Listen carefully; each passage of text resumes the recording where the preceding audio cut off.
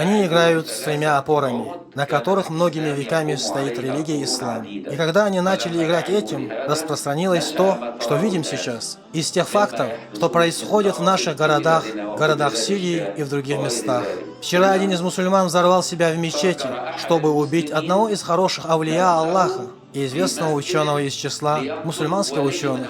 Он думает, что делает правильно, убивая ученого из мусульманских ученых. Какое понимание или разум должен быть у этого мусульманина, который, я уверен, помолился, прежде чем прийти, и был с омовением, чтобы умереть. Будучи при омовении, какой разум может быть у такого человека, который, не зная религию, направляется внутрь мечети взорвать себя, чтобы убить мусульманина? А тот не был плохим мусульманином, а наоборот, большой ученый из мусульман, возраст которого превышал 80 лет. Мы ведь знаем, что мусульманин в джихаде против неверных не убивает стариков, даже если тот неверный, а этот убивает старца, который не был плохим старцем, а был исламским ученым, обучающим, у которого тысячи учеников во всем исламском мире. Он же Мухаммад Саид Рамадан Аль-Бути. Да будет доволен им Аллах.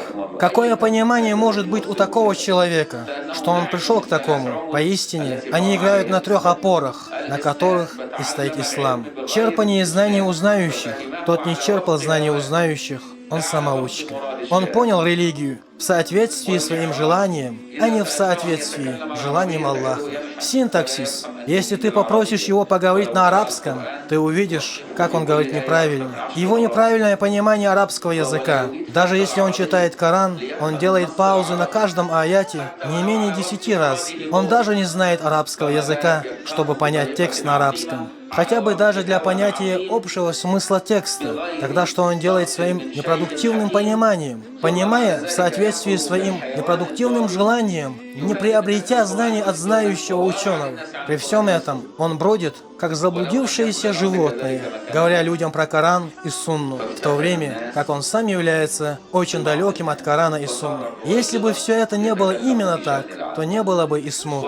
И получается, что одни люди подвергнуты смуте другими, что одни люди подвергнуты смуте другими. И ты увидишь его говорящим на общественные темы, в то время, когда он не знает правильной даже для самого себя, а он пытается руководить делами других. Он потерпел неудачу в управлении своей жизнью и телом, пытается руководить делами других.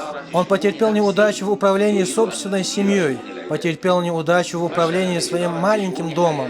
Он берется решать дела государства. Твоя обязанность, о мусульманин, еще раз вернуться к здравому смыслу, к религиозно-грамотной речи и очистить свое сердце от мирского, чтобы правильно понимать желаемое посланника Аллаха, да благословит его Аллах и приветствует, в соответствии с желаемым Аллаха и его посланника, да благословит его Аллах и приветствует. И ты не подвергнешься смутам во времена распространения смут.